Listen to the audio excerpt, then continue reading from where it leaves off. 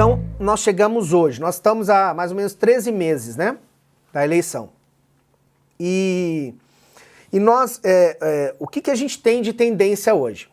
Primeiro ponto, vamos lembrar que eu falei há pouco tempo aqui, uns minutos atrás, que nós tivemos uma eleição anti-PT, né?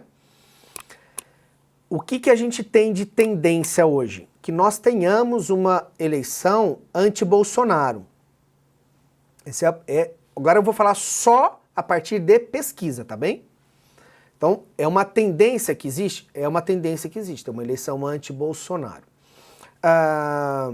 Uma outra tendência, que ela é dependente de vários fatores, eu vou falar quais são eles, e outro cenário que tem sido posto é de uma nova polarização, não mais nesses polos hoje, como estão postos, como Bolsonaro e Lula de um lado, mas de Lula com algum outro novo polo que possa agregar parte dos insatisfeitos aí do Bolsonaro, partes dos eleitores fiéis ao Bolsonaro, mas que nunca votariam em Lula.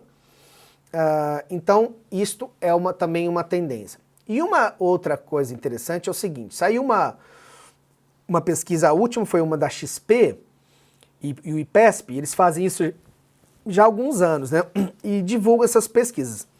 E nas pesquisas, o que a gente tem normalmente, né? Quando você tem um ambiente econômico bom, positivo, o candidato da situação, ou que no caso é o Bolsonaro, a tendência é que as linhas das pesquisas andem de certa forma juntas.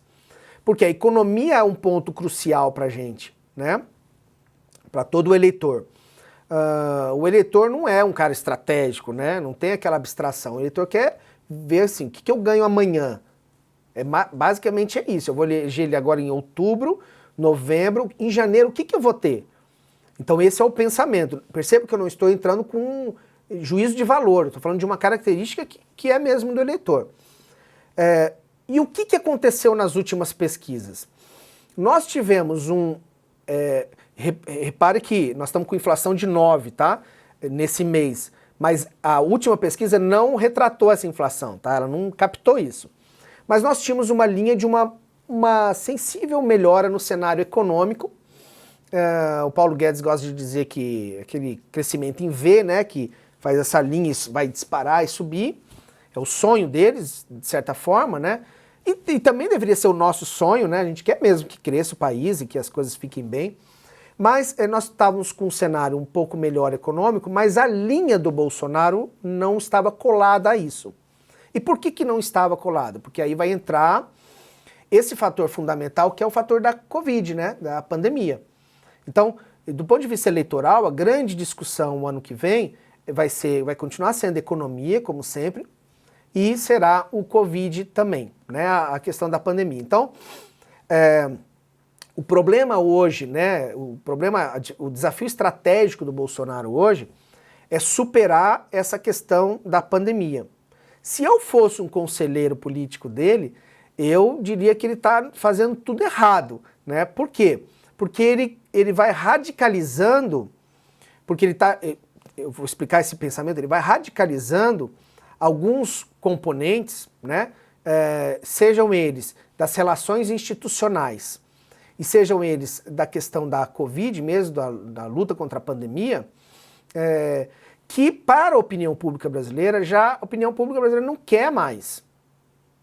Então, se eu fosse um estrategista, o que eu ia dizer assim? Reconheça que você errou, mesmo que de uma forma disfarçada, vacine todo mundo, acaba com isso esse ano e começa o ano que vem se refazendo com um plano estruturado, conversa com as instituições. Se você chegar no meio do ano, a economia estiver no V mesmo bombando, você está, no mínimo, no segundo turno. Mas a questão dele agora, estratégica, é que ele prefere sempre... Primeiro, ele tem 24 horas de Câmara, que ele faz isso, ele prefere o embate. Né? Ele tem essa característica, né? Ele prefere o conflito. Segunda característica, ele não é o cara mais brilhante, né? Mais inteligente que já ocupou a cadeira da presidência da República. Então, bastidores...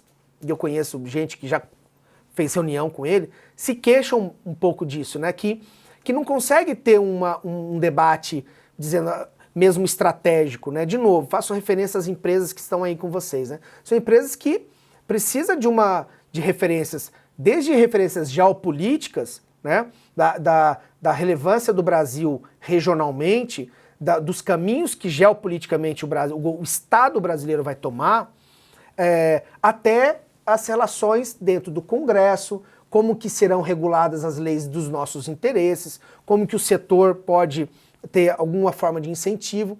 Então, os setores mais estratégicos da economia brasileira não conseguem, com ele, fazer esse tipo de debate, né? Porque ele não passa da página 2, normalmente. E quando dá uma apertada, ele puxa para uma piada, fala uma coisa de baixo calão e tal, e aí manda um assessor ou alguma pessoa resolver. O problema também são os assessores, né? É um governo, quase governo militar, né? Ele está cercado ali de pessoas que também não têm uma visão de mercado, uma visão estrategicamente até tem, porque são militares, né? Mas do ponto de vista estratégico que envolva capitalismo, inovação, investimento, infraestrutura, né? Então a gente tem algumas questões que são mesmo mais complexas e que talvez ele não tenha essa capacidade. Então o que ele opta? Ele opta para jogar ainda mais profundamente com o seu público cativo. E o seu público cativo gosta quando ele vai e pede o impeachment do Alexandre de Moraes, ele gosta quando tem os debates sobre voto impresso, né? A gente tem 30 anos de voto impresso, a gente não tem um caso minimamente relevante de corrupção ou de desvio, nós não temos isso. Isso é uma artificialidade, né? E o Brasil todo comprou essa artificialidade, né? Que aí entra a questão das redes sociais. Então, o cenário hoje, mas o último aspecto, chegou 9h15 aqui no meu relógio, e o último aspecto é o seguinte: existe na ciência política um cálculo que é um cálculo que nem aparece quando vai no telejornal, vai mostrar a coisa do XP, ou mesmo nas mídias sociais, ou mesmo na imprensa, mostra assim, quem tá no segundo turno, quem vai para o primeiro, papapá, né? Se fosse esse contra esse, quanto seria? Mas tem uma coisa mais importante, que é a questão da rejeição do governo dele. E na ciência política, existe um número mágico que é o seguinte: o teto de um governante, o teto da rejeição de um governante é de 52%. E o Bolsonaro vinha chegando nos 50% e tal, ele já tinha batido esse teto. Na última pesquisa, a rejeição foi para 54%. Se essa pesquisa fosse na véspera da campanha eleitoral, eu já cravava que ele não vai para o segundo turno. Por quê? Porque isso é um número mágico mesmo, mas ele é baseado em muitos fatores históricos e científicos que fazem isso. O cara ultrapassou, rompeu o teto de 52% de rejeição, ele não vai ser reeleito, certo? Hoje é esse o cenário do Bolsonaro. Então, ele está nesse momento de cruzamento do caminho. O que eu vou fazer? Eu vou radicalizar para o meu público, eu sei que eu vou perder, mas eu vou conquistar, por exemplo, mais cadeiras no Senado, eu vou conquistar uma base nova no parlamento, porque tem isso também, viu, gente? Às vezes o cara sabe que ele vai perder. Quantos? Por que o cara se candidata a governador de São Paulo se ele vai ter 3%? Porque é importante ele se candidatar, porque o 3% dele ajuda a, por exemplo, colocar mais deputados do partido na Câmara. Aí vem daquilo do começo, do nosso modelo, o nosso sistema é assim. Então, ele pode optar por isso, ele pode chegar um momento e falar assim, perdi. Ele nunca vai reconhecer isso. Mas então eu vou continuar a radicalizar, porque esse meu público vai ser fiel e eu vou manter meus filhos no Senado e no Congresso e vou manter uma outra base e vou ser um influenciador, o garoto propaganda, né, dessa base, certo? Ele pode optar por isso também. No momento é óbvio que não, são 14 meses, muita coisa pode acontecer. Mas o cenário, se fosse hoje, o que eu arriscaria? Eu arriscaria o Bolsonaro fora do segundo turno, por incrível que pareça, né? Por conta desse número, e arriscaria um Lula, claro, o Lula com alguma pessoa da terceira via que nós não sabemos quem é, né, hoje. Pode ser Dória, pode ser Joaquim Barbosa, pode ser Ciro dificilmente representaria esse espírito da terceira via. Pode ser Moro, pode ser alguma coisa que ainda vem, apesar de que estão já tentando, na reforma eleitoral, fazer com que Moro não possa se candidatar, né? Não sei se vocês sabem disso, né? Criaram no Código Eleitoral novo, na reforma que será votada, um dispositivo de que um juiz, um magistrado, um policial militar teria que fazer como chama isso? 5 anos de... Me fugiu esse termo, né?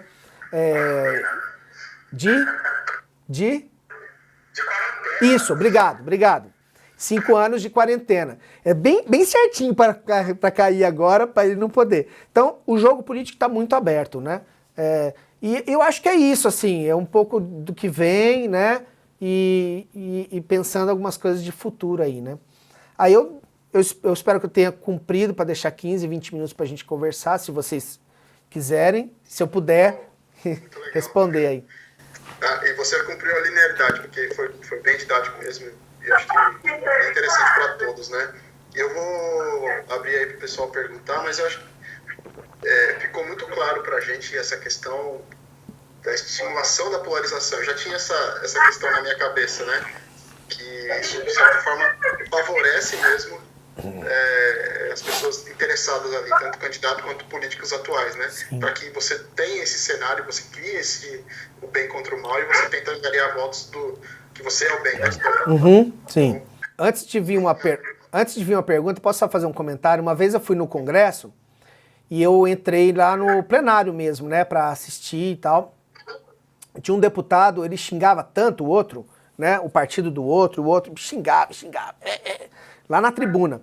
E acabou aquilo e tal. Aí, uma meia hora depois, 40 minutos, tem um café que fica ali no anexo, né, do lado do, não sei quem já foi no Congresso ali, um café super gostoso e tal. Os dois sentados na mesa rindo, né, tomando café junto. Então, é um pouco isso, as pessoas acham que os caras são inimigos e tal, mas tem muita estratégia política, caras... Então, é complicado, né? Posso fazer uma pergunta? É Sérgio falando. Por favor.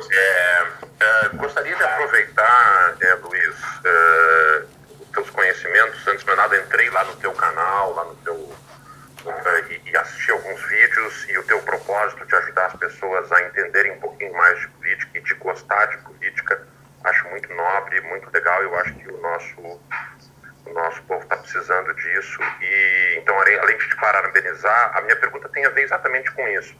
Do ponto de vista da ciência política, ao que se deve esse crescente interesse em política? Porque eu lembro que 20 anos atrás, 25, 30 anos atrás, eu mesmo não me interessava por política, né? E, claro, comecei a perceber ao longo do tempo que isso interferia na minha vida. Comecei a me interessar, tive as minhas decepções, né? E tem vários no caminho aí e tal. Mas ao que se deve o crescente interesse das pessoas em política? Existe algum fenômeno acontecendo aí por trás? Sim. Qual é a tua interpretação disso? Sérgio, super legal a pergunta. Obrigado pela referência ao canal. Eu tô ainda aprendendo a fazer aquilo, né? Eu dei aula há muito tempo em sala de aula e a linguagem é diferente. Aí é difícil você falar uma coisa em 10 minutos que você leva um semestre para explicar, né? Então eu tô aprendendo, mas eu agradeço muito a sua gentileza. Já existem alguns artigos e estudos sobre isso, né? O Brasil, o primeiro item é o seguinte, é um fato de que as pessoas estão se interessando mais por política? Sim. Esse fato, ele é isolado no Brasil? Não. A gente tem vários países com vieses e culturas diferentes que passam pelo mesmo processo, principalmente entre os últimos 5 e 10 anos, né? E aí, o que até agora se entende como parte desse fenômeno é justamente o crescente uso de redes sociais, né? Por quê? Porque tem um aspecto essencial, isso é comum nos estudos, né, nos artigos. A rede social, ela dá voz para a pessoa que jamais seria ouvida, né? Em qualquer situação. Às vezes a pessoa não é ouvida, ninguém dá menor trela para ela no almoço de domingo da família, né?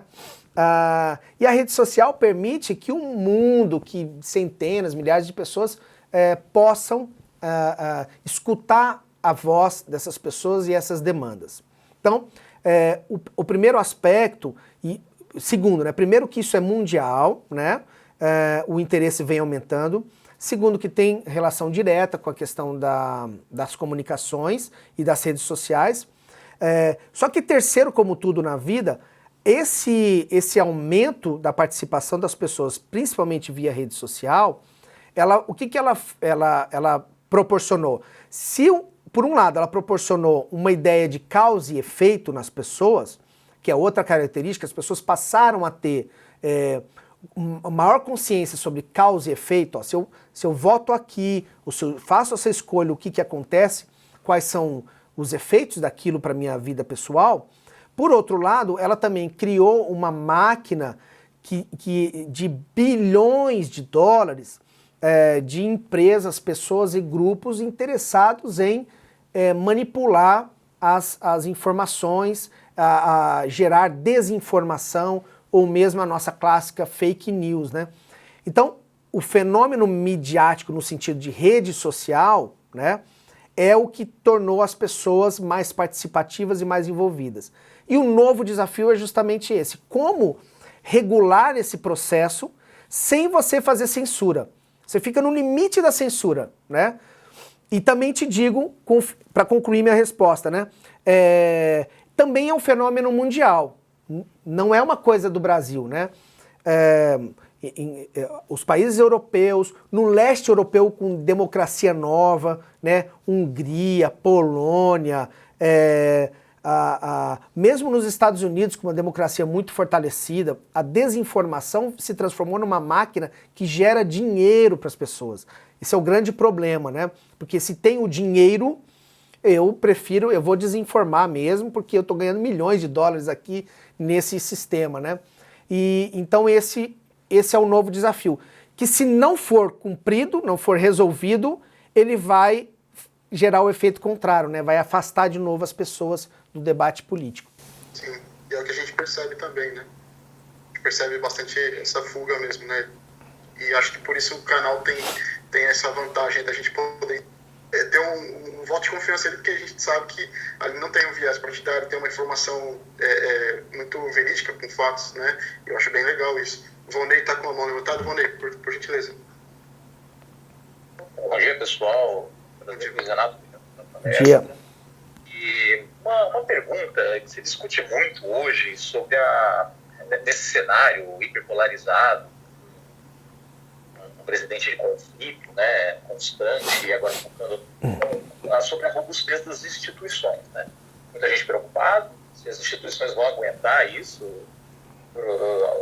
Para alguns elas parecem frangalhos, outros dizem que não, elas aguentam o tranco ali. Como você enxerga isso? As nossas instituições estão respondendo ao ambiente atual? Elas aguentam até a próxima eleição? Sobrevivem a ela? Vonei, nós vamos... bem que o Adriano falou que só ia ter pergunta inteligente, tá? Ô Vonei, essa é a dúvida do momento, né? A gente tem agora, dia 7 de setembro, um movimento grande, que para muitos é um teste de aquela esticada maior na corda mesmo, né? Existem ameaças reais de invasão de Congresso, invasão de STF, coisas do gênero, né? E que podem ser bem midiáticas, podem de certa forma inflamar mais outras pessoas. Por outro lado, nós temos também um histórico de muitas tentativas, de várias diferentes tentativas do clã ali, dos Bolsonaro e desse grupo político eu já ouvi uma pessoa falando, que eu adorei, né? Que o Brasil é o único país em que o líder da oposição é o que está na situação, né? Porque ele mesmo faz oposição a ele, né? Porque quando você desestrutura o sistema, isso não te ajuda a governar, né? Então, tem também um lado que um histórico, né, de tentativas de desconstrução das instituições que foram foram rechaçadas pela sociedade e pelas instituições já colocadas, né? Você vê, quando pede, por exemplo, ontem o Pacheco, o presidente do Senado, rejeitou o pedido de impeachment do Alexandre de Moraes no STF. Então, hoje a gente vê algumas pessoas que são esses bombeiros, né? Então, o Pacheco é um bombeiro, o Arthur Lira, ele não é um bombeiro porque ele tem outros interesses, mas ao mesmo tempo, essas pessoas sabem também que romper a corda ninguém vai ganhar. Às vezes ele prefere, eu prefiro continuar ganhando, vou ganhar um pouquinho menos agora, mas vou continuar ganhando no médio e longo prazo, do que eu vou deixar essa corda se romper. Então eu acho pouco provável, acho que a gente vai ter muito estresse, até 2022 será um estresse duríssimo pra gente, mas eu ainda acredito nas instituições, talvez a gente tenha mesmo algumas questões mesmo de violência, né, coisas que a gente não quer, mas que podem acontecer também. Mas institucionalmente falando, Volney, eu ainda aposto na instituição e menos no rompimento. Luiz, parabéns pela fala. É muito gostoso ver alguém tocando nesse assunto sem tanta emoção, sabe? Então, muito bom, parabéns.